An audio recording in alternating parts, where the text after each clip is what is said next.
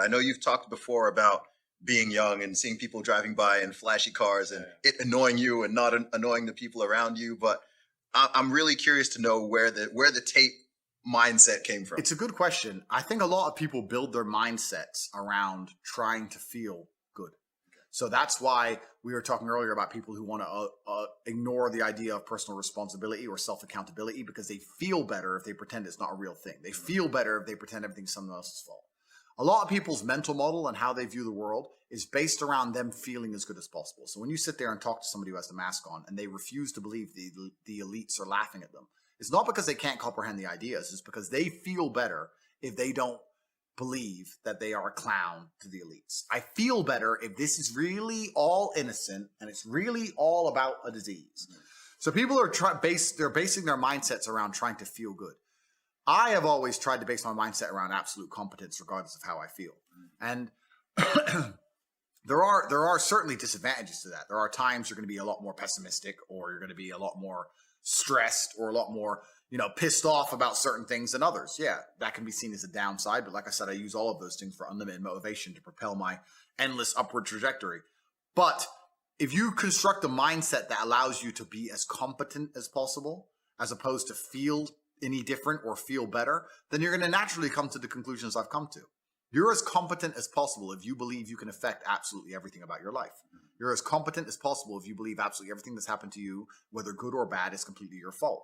You're as competent as possible if you believe the bad things that happen to you are going to allow you to work harder and become even better. When bad things happen to me, the first thing out of my mouth is good. Good. Andrew, they took $10 million out the bank because they canceled you. Good. Good. That's just my response. Good. Andrew, this happened. Good. Good. Good. Now I'm really pissed. Good. This mindset I've constructed allows me to be as fearsome a competitor as possible. It allows me to be a feared opponent in any realm of human endeavor. And that's the point of a mindset. Why would you have a mental model or a mentality that made you anything less? In the ultra competitive world that we've just discussing that everybody wants the things you have, why would you absorb information or construct a mental model that doesn't allow you to be as competitive as possible? I am a feared competitor in anything I do. Anyone who's up against me at anything is going to feel a degree of nervousness just because it's me. It doesn't matter what it is. If you say, look, you're going to go learn how to play piano and you're going to play against someone else who's never played piano and you're going to learn, and that guy's Andrew Tate. You're going to be like, oh, for fuck's sake. I can't even play piano. But part of them is going to be like, oh, not Tate. Even though I have no piano experience, because they just know me. They know my mindset. They know my determination. They know I'm stubborn. They know I don't quit. They know I'm going to win. That's just who I am. So I've constructed a mental model that allows me to be competent and to always succeed.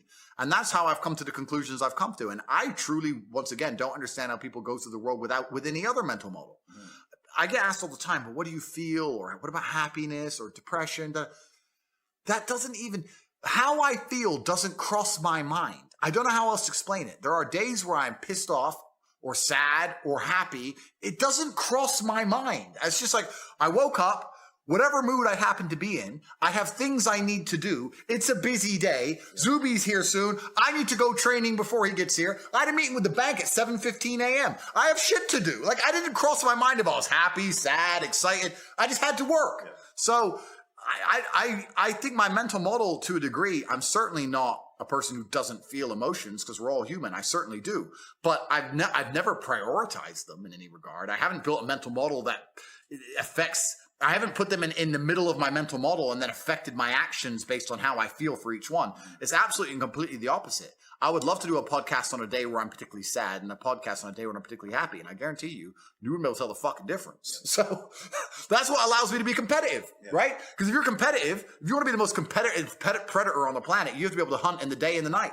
You have to be able to do both. You have to be able to perform when you're happy and sad. You can't only be able to perform when you're happy. You can't only go to the gym when you're motivated. You can't only be a competent person when your life's going well, because when your life's not going well, you're no longer competent. Then you're going to lose to people like me. And it's player versus player. If you're the kind of person who can only do well when you're happy and you're competing against someone like me who can do well all the fucking time, guess what? You lose. So my mental model, the answer is most of my opinions are just based around constructing a mental model that allows me to be brutally competitive. It's why I say depression isn't real. I've argued this point endlessly. And I try and explain to people, but they're not smart enough to understand that I don't care if I'm wrong. I don't care. I get it. I am more competitive as an individual if I don't believe I can become depressed. So I don't give a fuck if I'm right or wrong, because no matter what bad happens to me in my life, even if, heaven forbid, the worst things on earth that could happen to me, I could never become clinically depressed, because I would never self-diagnose myself as clinically depressed, because I don't believe in it. Yeah. I believe that I am currently sad, but I have work to do, and eventually I will feel better. I will never get to a point of absolute desperation and kill myself, because I'm never going to get to a point of hopelessness, because I don't believe in the idea of hopelessness. You cannot try and make me adopt thinking that will reduce my competitiveness as an individual. So I don't give a fuck if I'm wrong. I don't believe in it. That's it. End of story. So I don't believe in things that take power away from me. I don't believe in things that make me less competitive. And I don't adopt mental models that make me less competitive. Every single mental model I have are the most efficient ones I could find. To the mental model I found that if I adopt, I become a more fearsome predator. That's it. So this is how I've come to all of my conclusions as an individual. I hear that. Something that I really wanted to discuss with you actually is faith.